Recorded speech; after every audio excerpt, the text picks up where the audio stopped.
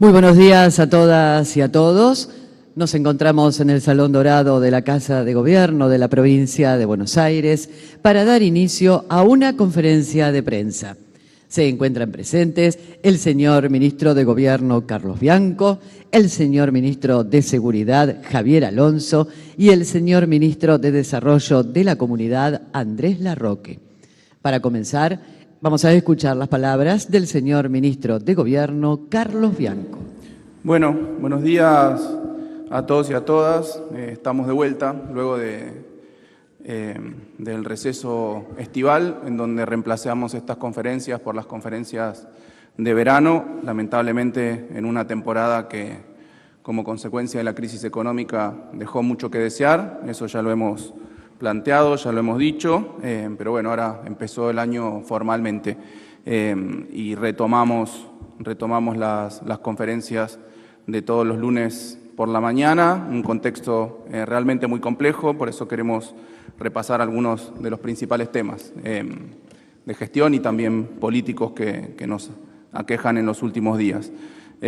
Como siempre, igual, primero la agenda del gobernador, para que los señores y señoras periodistas estén al tanto de los distintos recorridos que va a hacer el gobernador esta semana.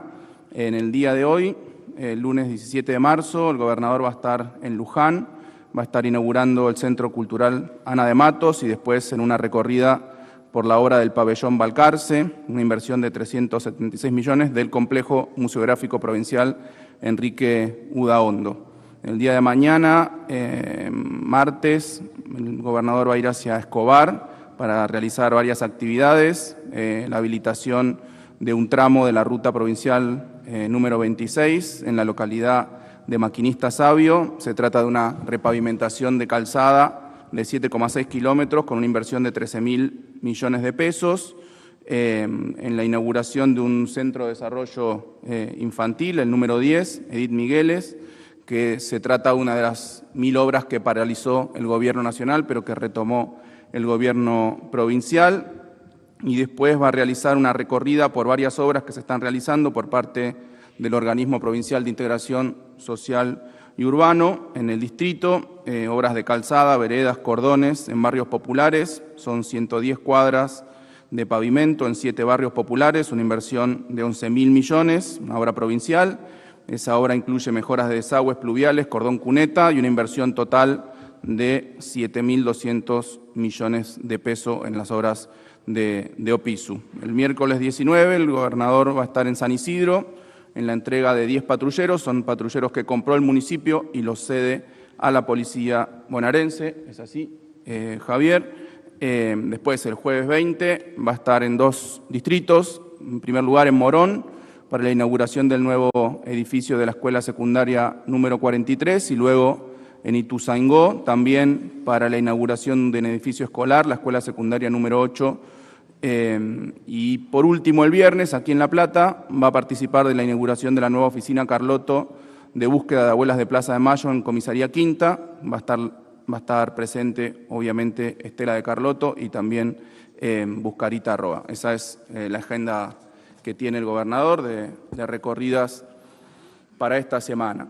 Bueno, en segundo lugar, un suceso que nos ha tenido muy ocupados, preocupados y movilizados todo este tiempo, como fue la inundación en Bahía Blanca. Como todos ustedes saben, el viernes 7 de marzo, aproximadamente a las 4 de la mañana, comenzó una tormenta muy potente, probablemente la más grande de la historia de Bahía Blanca. Cayeron en cuestión de horas unos 350 milímetros aproximadamente, en una zona que en general tiene el problema contrario, es una zona seca. Todo el sudoeste de la provincia de Buenos Aires es una zona seca. De hecho, el régimen de lluvia promedio de los últimos 30 años en la zona es de 650 milímetros y en cuestión de horas llovieron 350 milímetros. Obviamente ese temporal, como hemos visto, causó graves daños.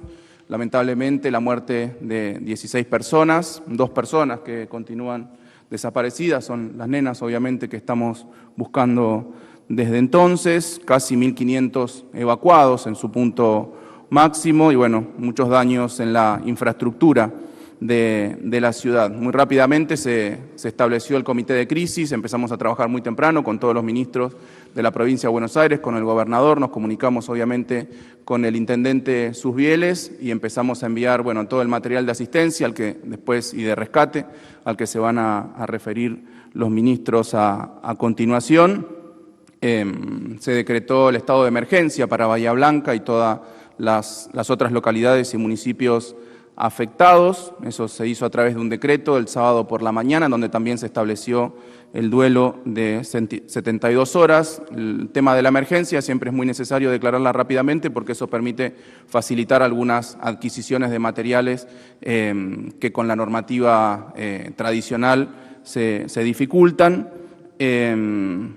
Las medidas que se tomaron también muy rápidamente fueron, ya había una suspensión preventiva de las clases porque había una alerta naranja para ese día, se cortó la energía eléctrica en toda la zona, de manera preventiva también el 100% de la energía eléctrica, se cerró el aeropuerto, el puerto y se suspendió el transporte público. El municipio habilitó 13 centros de evacuación para justamente albergar a las familias afectadas por la inundación. Se evacuó también, como hemos visto, con imágenes muy sensibles, muy tremendas, por la situación. Se evacuó el Hospital Interzonal Dr. José Pena, que es el hospital de referencia para toda la región, y se trasladó a los pacientes al hospital municipal, a algunas otras clínicas privadas y también a hospitales municipales de otros municipios de la zona. Hoy en día se está empezando a recuperar la normalidad con mucho esfuerzo, con mucho trabajo, tanto del gobierno municipal como del gobierno provincial, con cierto auxilio también del gobierno nacional. Hoy el foco está, después también los ministros se van a referir, la asistencia a los damnificados, la evaluación de daños y el establecimiento de un plan de reparación para las infraestructuras dañadas, la recuperación de la infraestructura clave, el envío de maquinarias de todo tipo, viales, camiones, retroexcavadoras, para el despeje de calles y terminar con el drenaje de las aguas, el restablecimiento del servicio eléctrico. Hoy ya el 99% de los usuarios ya han recobrado el servicio eléctrico en la zona, el relevamiento de puentes y limpieza de arroyos, y las obras de refacción y reconstrucción de las infraestructuras dañadas, como dijimos antes. Los impactos han sido muchos y varias veces millonarios. Obviamente, en materia de infraestructura vial y ferroviaria, por ejemplo, los accesos ferroviarios al puerto de Bahía Blanca se encuentran totalmente cortados como consecuencia de la tormenta y de que se han roto justamente las vías. Hoy el puerto de Bahía Blanca está sin acceso ferroviario, lo que eso implica una inversión muy grande que se va a tener que realizar para recuperar el acceso ferroviario, y en caso de que eso me estaban pasando el dato, de que se quiera suplir a lo largo del año con camiones, son aproximadamente unos 100.000 camiones que tendrían que reemplazar lo que llega sobre todo de granos al puerto por ferrocarriles. Después, muchos cortes totales y parciales de rutas, la ruta 3, la ruta 35, la ruta 252, la ruta 33, que está transitable pero con mucha precaución, la ruta 22, la ruta 228, son todas rutas nacionales que el gobierno nacional se tiene que encargar de reparar y poner en condiciones, y algunas rutas provinciales también tienen algunos problemas del tipo de banquinas inestables, por lo cual se recomienda circularlas con mucha precaución, la ruta provincial 51, 76, 72, 78 y 67. Respecto de la infraestructura escolar, también se han visto muy dañadas las escuelas. En Bahía Blanca hay 188 edificios escolares de gestión pública, en donde funcionan unas 264 escuelas. Los edificios no alcanzados por el temporal son 65, edificios con daño moderado 57 y con daño grave 50 edificios, y se están evaluando los daños en otros 16 edificios. En el caso de los edificios escolares de gestión privada hay 64, en donde funcionan 95 escuelas. De esos 64 edificios, 24 no fueron alcanzados por el temporal, 36 tienen daño moderado y 4 tienen daño grave. Ya han comenzado en algunas escuelas que estaban en condiciones, se han retomado las clases con el cronograma siguiente. El viernes 14 se reiniciaron las clases en 24 escuelas, el lunes 17. Hoy se reinician en otras 26 escuelas por la mañana, porque por la tarde se han suspendido las clases porque hay una alerta meteorológico amarillo, o sea que de manera preventiva por la tarde se han suspendido las clases. Mañana, martes, reinician 20 escuelas más y el miércoles 19 reinician clases casi la totalidad de las 95 escuelas de gestión privada y de las 264 escuelas de gestión estatal, 216 todavía no van a estar en condiciones de empezar. Se sigue trabajando, esto es un día a día, porque hay que limpiarlas, hay que ponerlas en condiciones, inclusive en aquellos casos que no tienen daños graves. Después, la infraestructura sanitaria, como dijimos, hubo que evacuar el Hospital Pena y ya se está avanzando en las tareas de refacción. Son unas tareas de refacción que hemos hecho, el ministro Kreplak ha hecho la estimación, solamente para refaccionarla y reequiparla y conseguir todos los medicamentos que estaban en la farmacia, son aproximadamente unos 30.000 millones de pesos, la obra que se va a estar llevando adelante. En materia de infraestructura hidráulica, el Ministerio de Infraestructura, el ministro Katopodis, ya ha comenzado con las obras de reparación y refacción del canal Maldonado, con la rehabilitación de taludes y puentes, la reconstrucción de las losas, reparación de la obra del partidor, donde se parte el arroyo Napostá de la continuación del canal Maldonado, la reconstrucción de puentes, el canal Maldonado por encima lo circulan 15 puentes, 9 ya están rehabilitados y en 6 puentes se está avanzando en su refacción. Como decía, la empresa EDES, que brinda el servicio eléctrico, había cortado el servicio de manera preventiva y luego de una tarea muy ardua porque hubo daños en las subestaciones eléctricas, pero fundamentalmente, obviamente se inundaron las cámaras y había que desagotar primero el agua para después dar el servicio, sobre todo en las zonas del centro. Hoy ya estamos con un 99% de los usuarios con suministro. Bueno, después tenemos cuadrillas de la empresa distribuidora trabajando en toda la ciudad para recuperar la energía en ese 1%, que fundamentalmente son cámaras que todavía siguen inundadas, muchas de las cuales se desagotaron, pero las napas freáticas volvieron a inundarlas. Después, infraestructura gasífera, está fuera de servicio la planta General Cerri, operada por TGS, no se ha recortado el suministro residencial, o sea que todos los hogares y familias tienen el suministro de gas, pero sí se ha cortado el suministro industrial. En materia de agua y saneamiento, también muchísima actividad está llevando adelante la empresa APSA, la empresa provincial, en muchos casos recuperando y reparando y cambiando los caños, las cañerías que han quedado destruidas. En muchos casos hay dificultades porque ya no se trata solo de cambiar la cañería, sino que desapareció directamente la calle. Quedaron las cañerías a la vista, entonces una vez que se recuperen las calles, recién ahí se pueden poner las cañerías. Eso obviamente dificulta. Estuvo suministrando agua potable con camiones cisterna, agua envasada, etcétera, etcétera. Y también en el sector industrial, muchas pymes, muchos comercios, muchas empresas que han sufrido la rotura de sus negocios, de sus naves industriales, de sus equipamientos, etcétera. El polo petroquímico, más del 50%, todavía permanece inactivo. Y también muchos daños, como dijimos, para el acceso del transporte al puerto, o sea que eso va a tener un impacto económico muy importante. En ese sentido, el martes pasado, como ustedes saben, el gobernador asistió nuevamente por segunda vez a Bahía Blanca para hacer una serie de anuncios. Los repaso muy brevemente porque ya fueron públicos. La entrega de subsidios no reembolsables a las familias afectadas, estimamos unas 33.000 familias de bajos y medios bajos ingresos. Está el municipio junto con el gobierno de la provincia de Buenos Aires definiendo el formulario para cargarse y para cruzar los datos para ver si corresponde, de acuerdo a los requisitos que se han establecido, si corresponde el subsidio. Créditos blandos del VAPRO, tanto para personas como para empresas y comercios, para personas hasta 10 millones de pesos, para empresas y comercios hasta 40 millones, con una tasa subsidiada muy conveniente, creo que del 28%, y periodo de gracia, 12 meses de gracia. También facilidades para la compra de mobiliario, de equipamiento de electrodomésticos para los hogares, que obviamente han perdido muchísimo a través de la plataforma del Banco Provincia, Provincia Compras, 36 cuotas sin interés para electrodomésticos y equipos, los beneficios impositivos que se anunciaron por parte de ARBA, exención por 1 año del impuesto inmobiliario urbano, exención de la primera cuota del impuesto automotor y luego aquellos que justifiquen los daños de su automotor no pagarán por todo el año justamente el impuesto, la patente, lo que se suele conocer como la patente, transporte público gratuito por 30 días.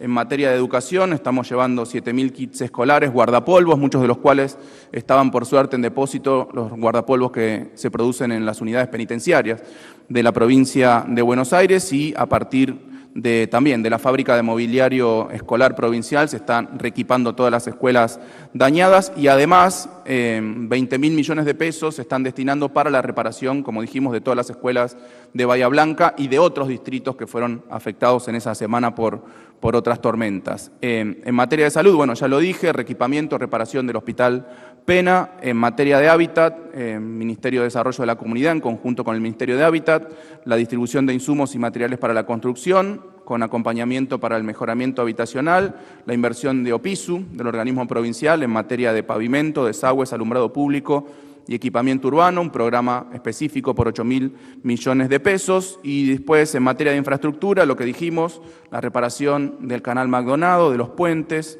y el establecimiento de un fondo especial de reparación de infraestructura urbana por 75.000 millones de pesos. Y por último, la transferencia que se le ha realizado desde el Gobierno Nacional a través de la provincia por 10.000 millones de pesos al municipio, que eso fue solicitado, lo llamé por instrucción del gobernador el viernes, ese mismo viernes por la tarde, para solicitarle una asistencia extraordinaria para el desastre. Toda esta inversión suma más de 273.000 millones de pesos en inversiones para Bahía Blanca.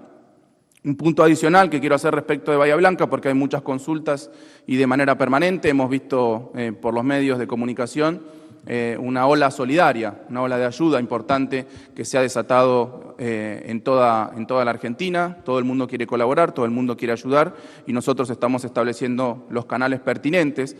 Para eso, desde el Gobierno de la Provincia de Buenos Aires establecimos un canal para grandes donaciones por parte de empresas e instituciones, a partir de las cuales se comunican con nosotros, se firma un convenio de donación y se envían directamente a través de la logística propia de las empresas o la logística del Gobierno de la provincia, se envían los víveres y todos los elementos que se están donando a los galpones del municipio en Bahía Blanca. Ya hemos avanzado con varios convenios por parte de distintas empresas, por parte de la AFA también, que está haciendo un gran esfuerzo, por parte del CEAMSE también, que ha enviado cuadrillas a la zona de Bahía Blanca para avanzar con la limpieza. Y después, las donaciones en especie de menor magnitud que nos consultan a nosotros, las estamos derivando con Cáritas, que tiene unos 2 centros de donación en la Ciudad Autónoma de Buenos Aires y 12 centros de donación en la provincia de Buenos Aires, y Cáritas directamente se hace cargo, se ocupa de la logística. Y para aquellos que quieran hacer donaciones en dinero, el municipio estableció un canal, el alias Bahía por Bahía, Bahía X Bahía, en donde se puede donar dinero, y también en la página de Cáritas se puede enviar dinero, www.caritas.org.ar/emergencia. Ese es el esquema de donaciones con el que estamos trabajando, pero además de eso, obviamente las organizaciones libres del pueblo, por su parte, están trabajando y enviando camiones, enviando ayuda para la zona. Eso respecto de Bahía Blanca. Otro tema que nos ha tenido muy movidos, los ha tenido muy movidos a ustedes haciendo las consultas pertinentes durante el fin de semana, es el decreto de convocatoria de este sábado para las elecciones PASO en la provincia de Buenos Aires. Justamente el sábado el gobernador Kicillof firmó el decreto número 367/2025, en donde se convoca al pueblo bonaerense a llevar adelante las elecciones PASO, en donde se establece también que el 13 de julio es la fecha para la realización de las PASO. Eso por un lado. Primera cuestión a aclarar. Hoy las PASO en la provincia de Buenos Aires están vigentes. Esto hay que aclararlo porque cuando uno habla con la gente por la calle, la gente no tiene ni idea.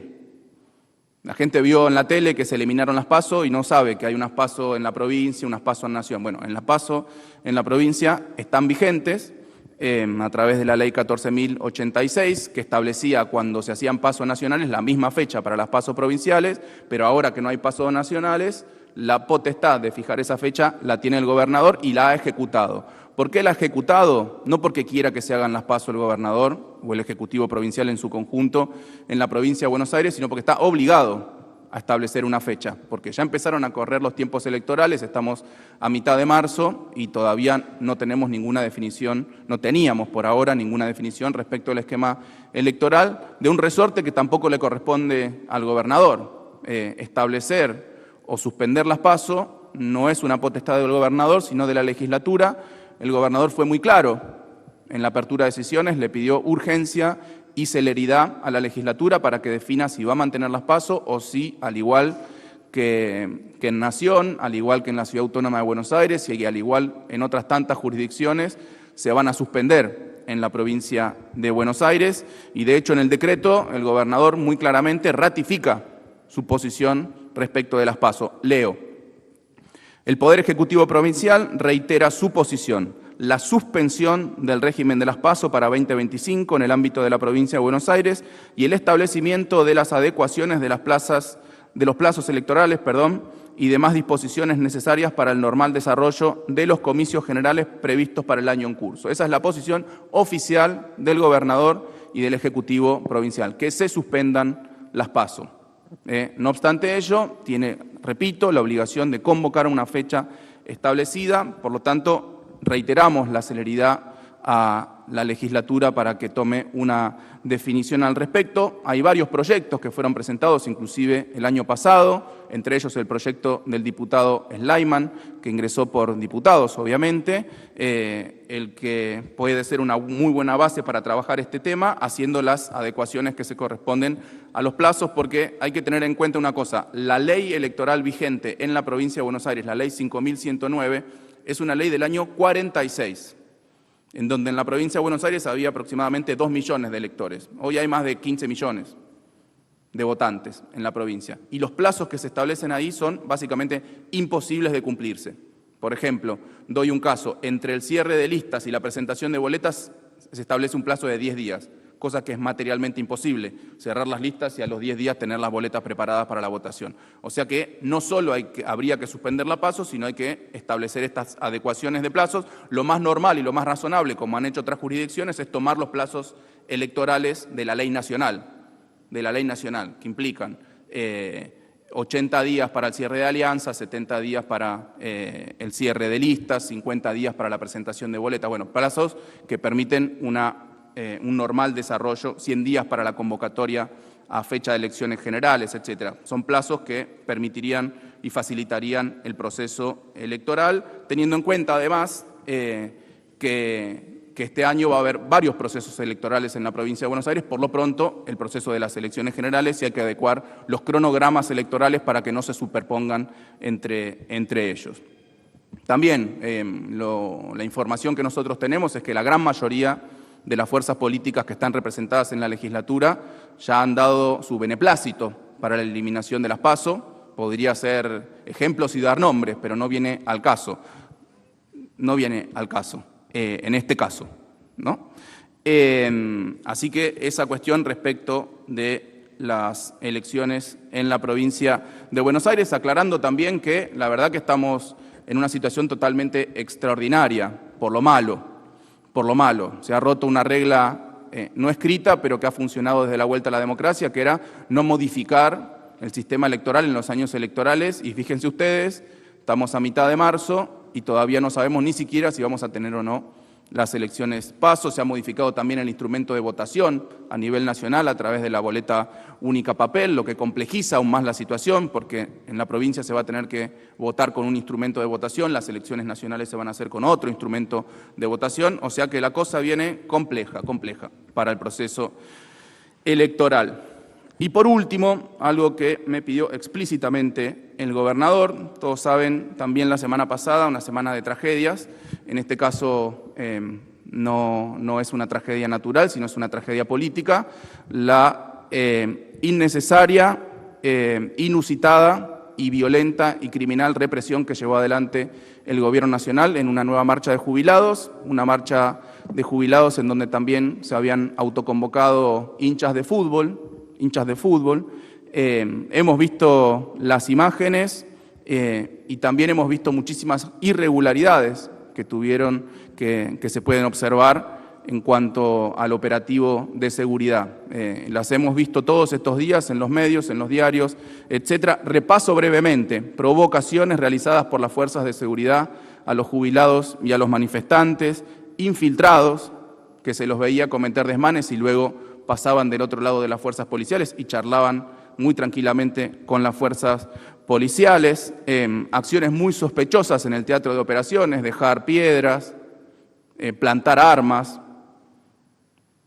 muy sospechosas, golpizas muy salvajes sobre los jubilados y sobre transeúntes, inclusive la detención de nenes que salían de la escuela, y tortura, porque si a un nene le pones las esposas o los precintos y lo dejas sin ir al baño por muchas horas, es directa, lisa y llanamente una tortura sobre esos nenes, una cacería desatada con motos y vehículos de las fuerzas federales sobre la población, y obviamente la represión asesina y criminal llevada adelante a través de disparar al cuerpo, en este caso a la cabeza, de un fotógrafo, Pablo Grillo, a quien le deseamos pronta recuperación y total solidaridad a sus amigos y a su familia.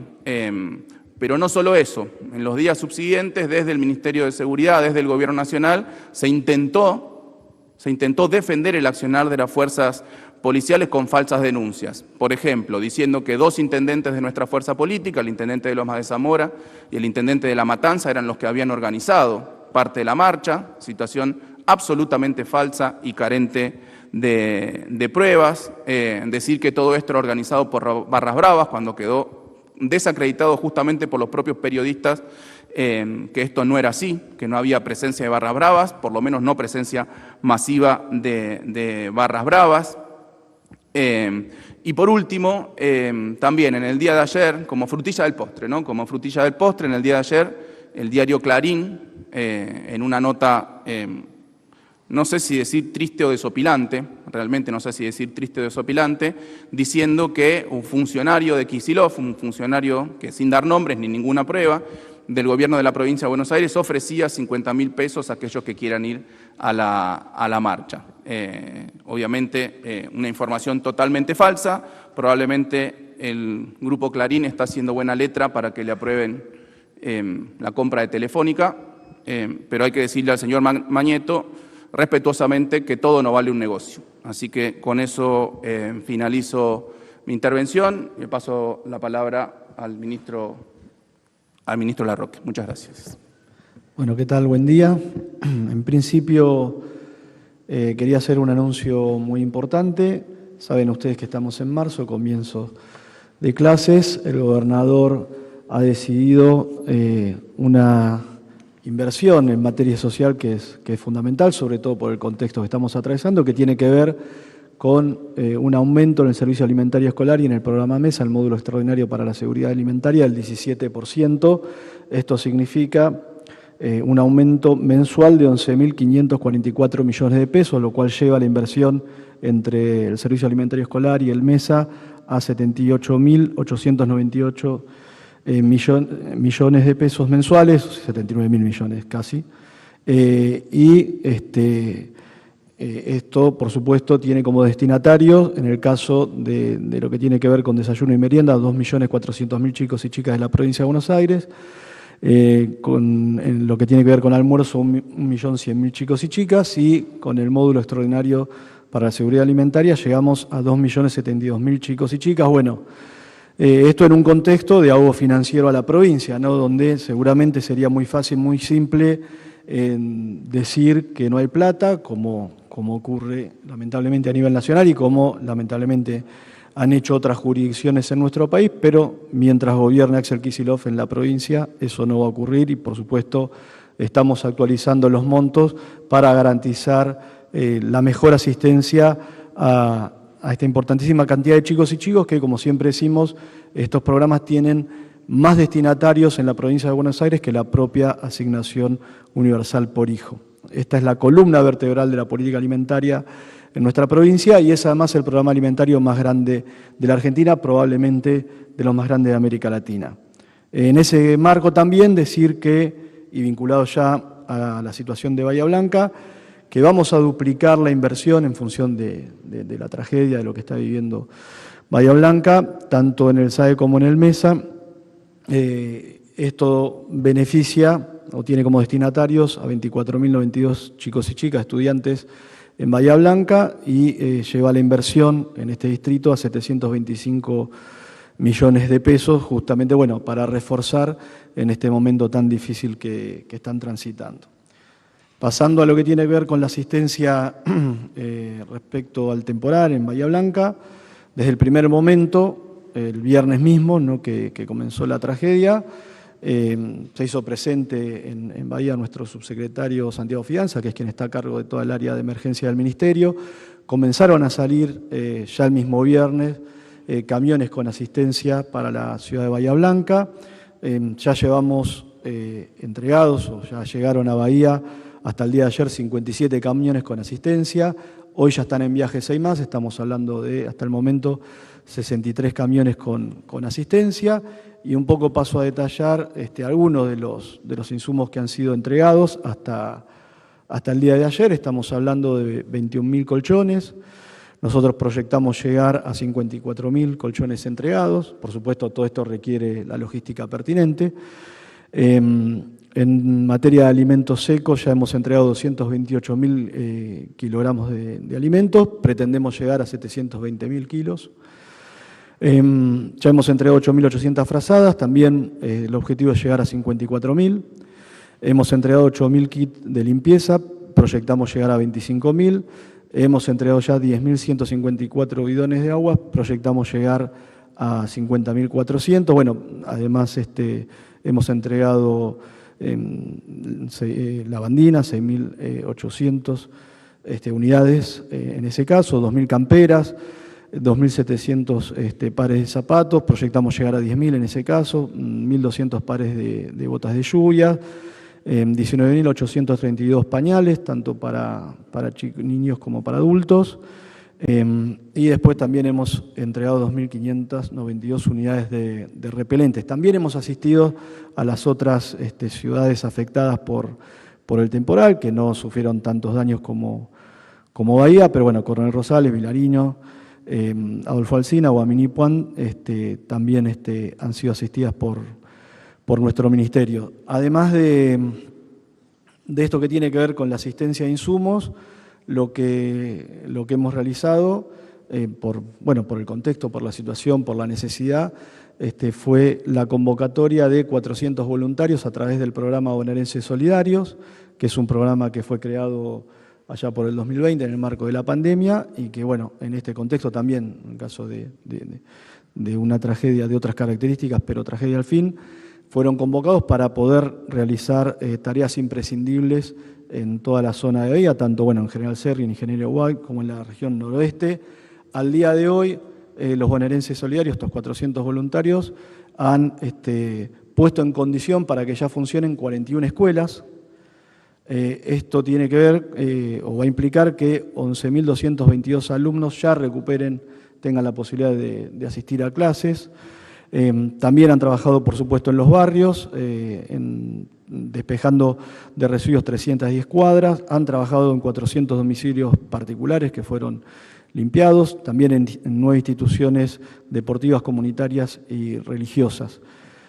Todo esto, por supuesto, lo venimos haciendo en articulación con el municipio. El municipio ha establecido 24 puntos de distribución de los recursos y también 46 puntos calientes, es decir, lugares donde poder cocinar y posibilitar que se alimente a aquella gente que está en una situación dramática.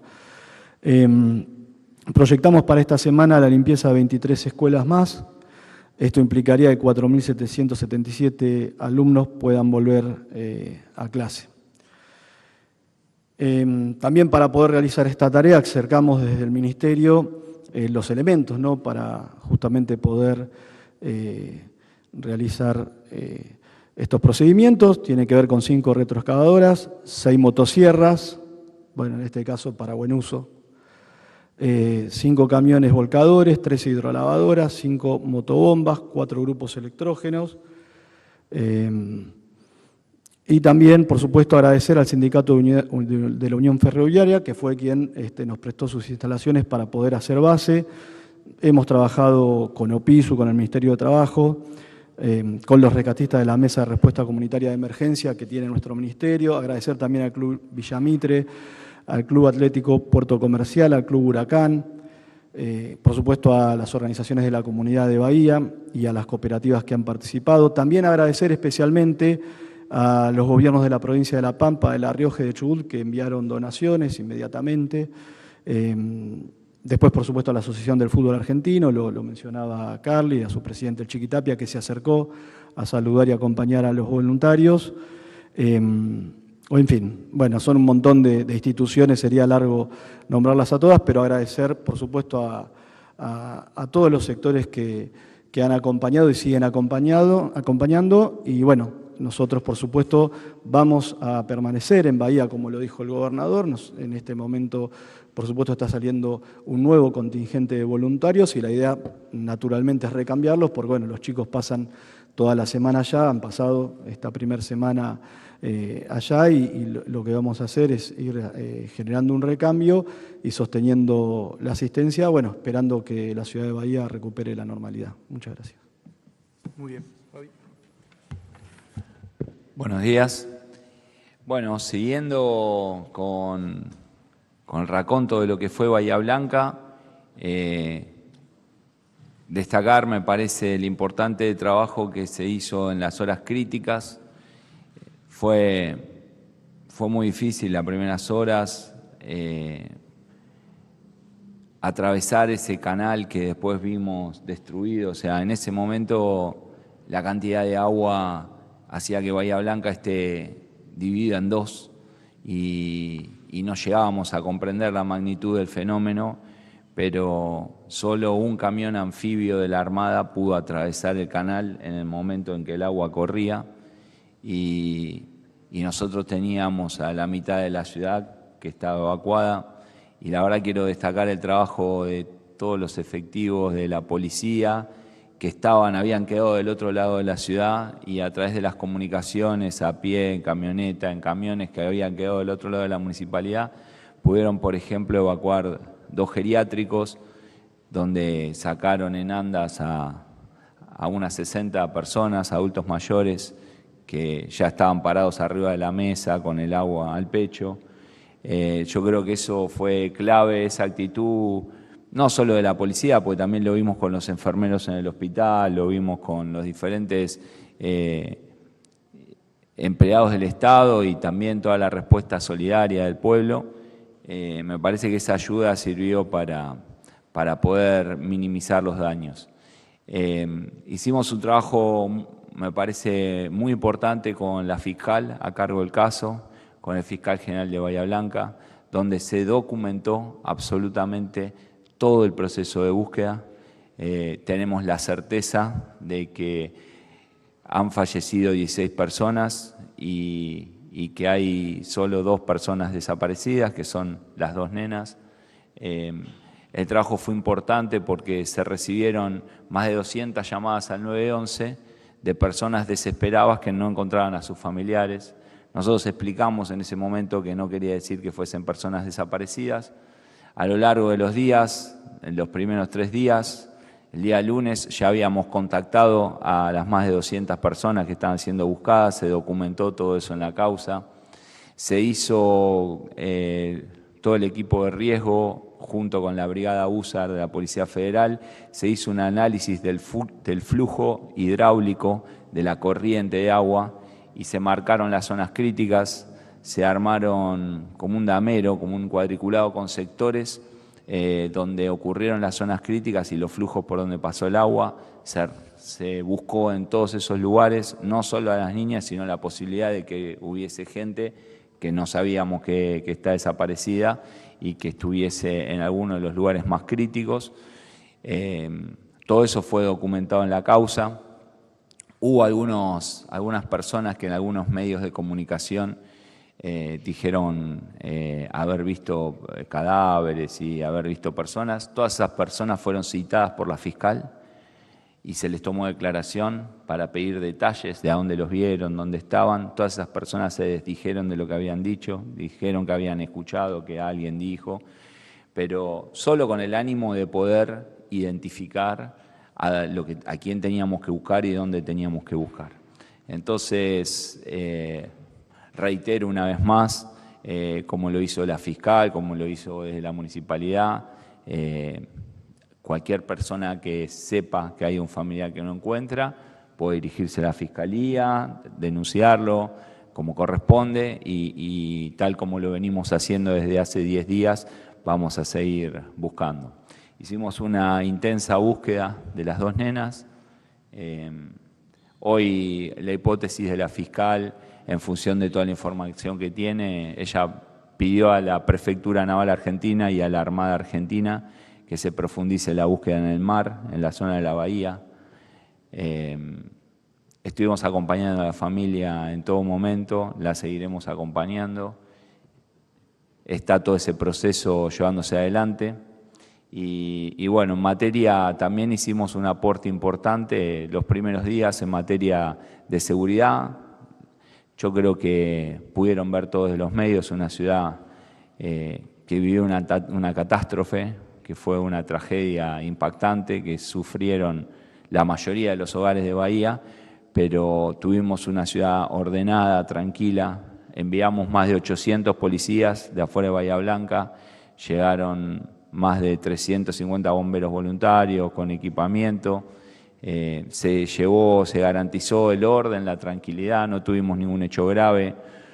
Estuvimos acompañando todo este tiempo la entrega de los alimentos para evitar que algún camión fuera atacado. No pasó nada de todo eso. Hay que destacar también la conducta del pueblo de Bahía, que lejos de alterar el orden y lejos de complicar la situación, han mostrado un respeto muy importante, han mostrado una solidaridad muy importante, cosa que vale la pena destacar. Llevamos muchísima maquinaria pesada, logística, grúas para mover autos, palas mecánicas, Samper, grupos electrógenos. Debemos haber repartido más de 30 grupos electrógenos para garantizar el funcionamiento de la Fiscalía. Antes de que el hospital provincial tuviera luz, los grupos electrógenos fueron puestos en los pisos. Llevamos grupos electrógenos trifásicos grandes.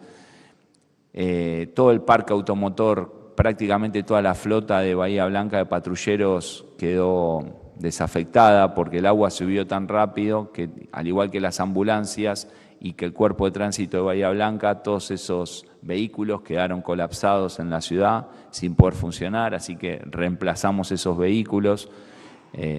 Hemos enviado, para que ustedes tengan una idea, más de 200 vehículos a Bahía Blanca, más todos los medios acuáticos, kayak, motos de agua. Quiero destacar también la participación de un geofísico español que estaba de visita en la Argentina y que trajo mucho equipamiento con unos sensores. Ellos actuaron en Libia, actuaron en Turquía, actuaron en España en las inundaciones de Valencia, recuperando con los sensores, identificando personas. Esos sensores fueron utilizados en la zona donde se buscó a las nenas. Todo eso fue también incorporado a la causa, lo hizo a modo de colaboración y también agradecer esa importante participación. En todo ese tiempo se estuvieron coordinando los esfuerzos con el Comando Unificado de las Fuerzas Armadas para lo que fue la entrega de los alimentos y la respuesta crítica y con las fuerzas federales. Así que yo creo que la situación crítica de la respuesta inmediata se trabajó de manera coordinada. Y en esta segunda fase ya de limpieza, reconstrucción, destacar la labor de las 3 federaciones de bomberos voluntarios que estuvieron desagotando sótanos, cocheras, cámaras de electricidad, que estuvieron contribuyendo en la búsqueda de las nenas y también contribuyendo en la limpieza del barro, sobre todo en las escuelas, en los hospitales, que con las hidrolavadoras, con las bombas, fue también un aporte sustancial de la solidaridad de nuestros bomberos. Así que, bueno, me parece que eso es todo. Muchas gracias, ministro. Ahora se va a dar lugar a la ronda de preguntas. Les vamos a pedir, por favor, a las y los periodistas que indiquen su nombre y el medio al que representan. Muchas gracias. Buenos días, ministros. Belén Robledo para Página 12. Consultarle a Bianco respecto del tema de las PASO. Si bien el gobernador ya hizo la convocatoria, sectores de la oposición, pero también del oficialismo en la legislatura, señalan que no es suficiente y pretenden conocer el cronograma electoral completo, saber si eso es una posibilidad a la brevedad o no. Y a la vez, si bien usted acaba de ratificar el proyecto del diputado Sleiman como el válido, también estos mismos sectores pretenden un proyecto propio del Ejecutivo sobre la suspensión de las PASO, saber si eso también es o no una posibilidad. Gracias. Gracias, Belén. No, respecto, sí, he visto algunos diputados o algunos legisladores que han solicitado la presentación del cronograma completo. No, en ningún lado se establece que hay que presentar el cronograma completo. De hecho, son fases distintas y responsabilidades distintas las que tienen los distintos poderes. Yo diría que los legisladores cumplan su rol, cumplan su función, que es determinar si va a haber paso o no. Que digan sí o no. Hay varios proyectos. Voy a la segunda pregunta. Y después de eso el gobernador va a determinar en los tiempos que corresponde, porque hay tiempos determinados. Hoy la normativa vigente para convocar a las generales establece que hay que hacerlo con 60 días de anticipación.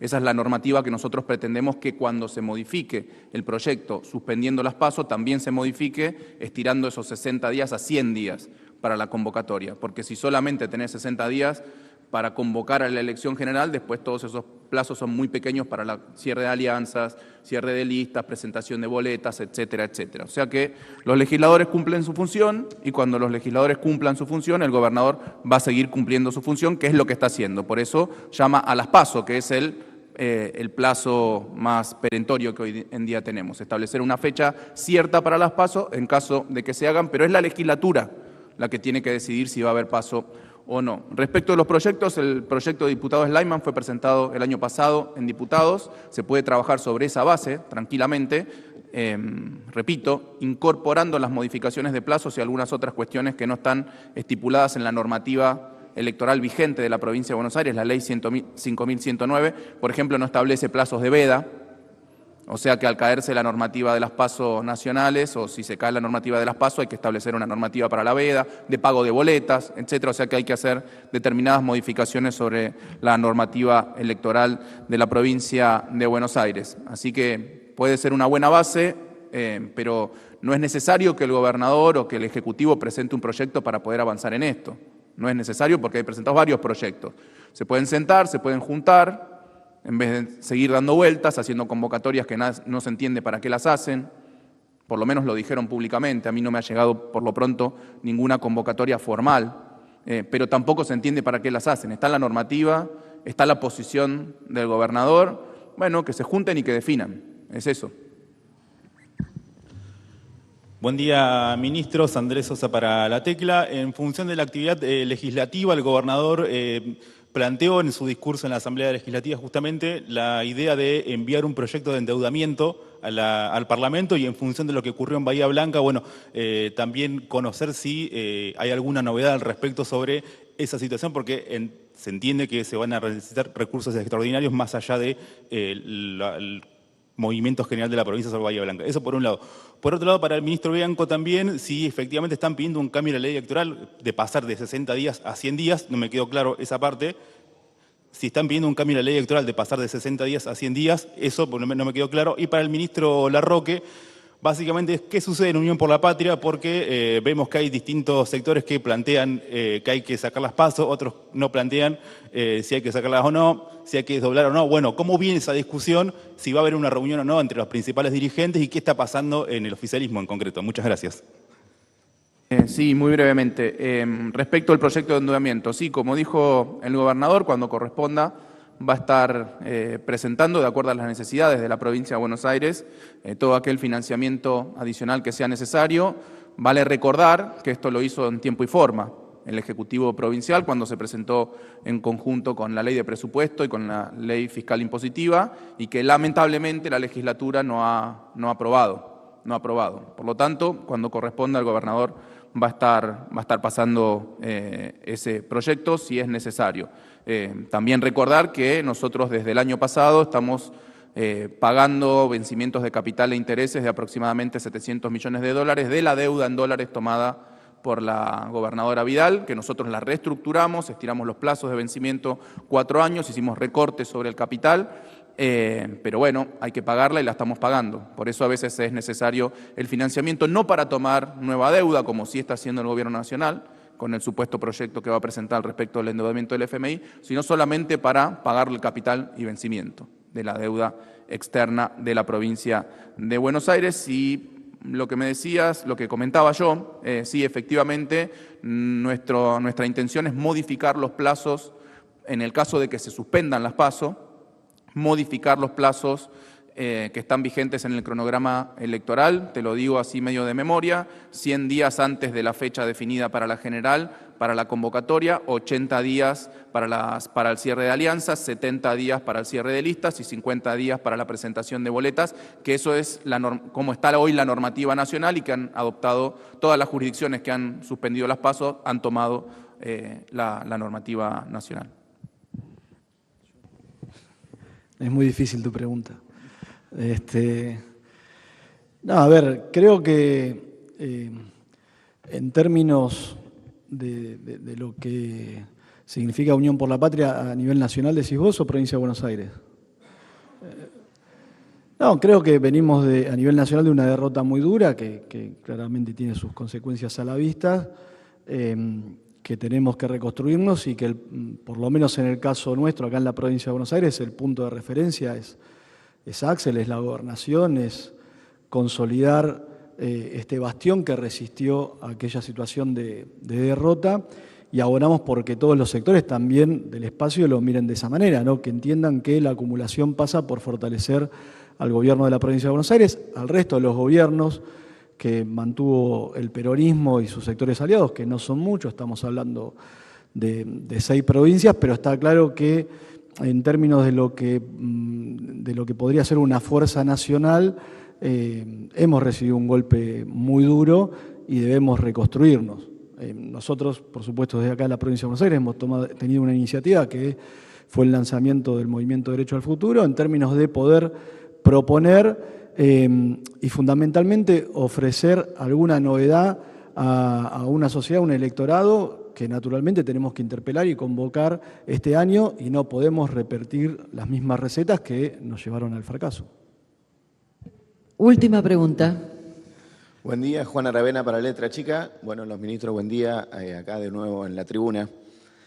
Para el ministro de Seguridad principalmente, primero, si puede, bajo su experiencia o cómo viene llevando adelante el área, si tiene algún calificativo o alguna conversación con el Gobierno Nacional sobre lo que fue la represión del día miércoles en el Congreso de la Nación, si la provincia de Buenos Aires efectivamente va a convocar para el día miércoles que viene a la marcha, que entiendo que hay distintos sectores de la sociedad civil que se están llevando en esa convocatoria, y para el ministro Bianco, en principio también la posibilidad de... hay algunos sectores de Unión por la Patria que están pidiendo que en el marco de la discusión de una reforma electoral o de cambios en la cuestión electoral, que se debata sobre la ley que limita las elecciones, o por lo menos que limita en este caso a los legisladores, concejales, consejeros escolares y próximamente a los intendentes sobre la reelección. Bueno, ustedes me han preguntado muchas veces sobre esta situación, en particular respecto al protocolo antipiquetes. Me parece que nosotros, el gobernador lleva 5 años, nuestro equipo es ese tiempo que está trabajando. Me parece que el desafío más importante que tiene un Ministerio de Seguridad y el Estado es garantizar muchas cosas al mismo tiempo, ¿no? Me parece que hasta donde nosotros sabemos el derecho a la protesta está vigente, ¿no? O sea, se puede protestar en la Argentina, no hay nada que impide la protesta, de la misma manera que no hay nada que impida ser militante de una fuerza política, ¿no? O sea, no está prohibido ser militante. Muchas veces me parece que esas son como las cuestiones más complicadas que se escucharon, esta idea de que acusar a alguien de militante, me parece que eso es lo más complicado, porque da cuenta de algún rasgo de totalitarismo, me parece. Hay una comunidad política, hay un Estado de Derecho, y me parece que en ese sentido tenemos que ver cómo conciliamos el derecho a la protesta con el derecho a que los vehículos fluyan o a que las instituciones del Parlamento funcionen. Yo me acuerdo muchas situaciones, digo, se ha privatizado el gas en la Argentina, se han privatizado YPF y había millones de personas en la calle protestando y nunca se mató a nadie en ese sentido, digamos. O sea, me parece que el Estado puede conciliar las dos cuestiones. Más allá de las opiniones que van a ser políticas, lo que uno tiene claro, y esto ya lo hemos visto, que los jueces revisan el accionar de la policía. Lo vemos nosotros en nuestro territorio con diferentes situaciones que tienen que ver más con la seguridad que con la protesta, digamos. Pero la justicia va a revisar todo lo que se hizo y se evaluará las diferentes acciones llevadas adelante por el personal policial y ahí veremos cuáles son las cuestiones. La verdad que nosotros tenemos otra forma de encarar las manifestaciones públicas, hay un trabajo profesional, la evaluación que se hace del trabajo de la policía no es lo mismo que la evaluación que se hace de un ciudadano común, porque el policía es un sujeto profesional, está formado en el uso de la fuerza. Y vos cuando utilizas armas letales, también sabés que si no las utilizas bien, pueden ser letales las armas. Entonces todo eso la justicia lo tiene claro, digamos. Cuando, por ejemplo, para citar un ejemplo, cuando en algo que a nosotros nos pasa mucho, cuando se utilizan las postas de goma, ¿sí?, que son las escopetas con municiones de goma, la doctrina claramente señala, y eso está en los manuales, se citaron mucho los manuales, todos esos manuales los escribimos nosotros con el personal policial idóneo, donde se protocolizan la utilización de las diferentes armas. La posta de goma se tiene que disparar hacia el suelo para que la munición rebote y aminore la fuerza, porque una munición de posta de goma a escasos metros directamente del cuerpo se transforma en un arma letal. Lo mismo pasa con las granadas de gases y ese tipo de situaciones. Así que yo creo que eso la justicia tiene elementos suficientes para evaluar lo que se quiere hacer y después yo creo que ya está clara cuál es la política del gobierno. Todos la vemos, ¿no? Una lógica de evitar la movilización, de que cualquier protesta se transforme en un hecho desestabilizante. Me parece que todo eso ya lo tenemos todos claros. Sí, la pregunta respecto sobre la posible reelección, sobre modificar la normativa para la reelección. Mirá, nosotros hemos sido muy claros, yo lo he dicho acá en esta tribuna, como decís vos, muchas veces estamos a favor de la reelección de los intendentes, de los diputados, etcétera. Yo personalmente, esta es una opinión personal, estoy a favor de todo tipo de reelección, porque siempre el que define es el voto del pueblo. Y cualquier medida que limita la posibilidad de reelegir para mí es proscriptiva. Esa es mi opinión personal. Pero bueno, también, de nuevo, es una situación que debe discutir la legislatura. Ni el gobierno provincial, ni el gobernador, ni los ministros tenemos ningún tipo de prerrogativa para definir eso. O sea que es algo que se tiene que discutir y se tiene que analizar y se tiene que votar en la legislatura. Eventualmente puede ser una buena oportunidad para plantearlo, ya que están modificándose normativas de carácter electoral. Eso, muchas gracias. Muchas gracias y de esta manera damos por finalizada la conferencia de prensa. A todas y todos muchas gracias y que tengan muy buenos días.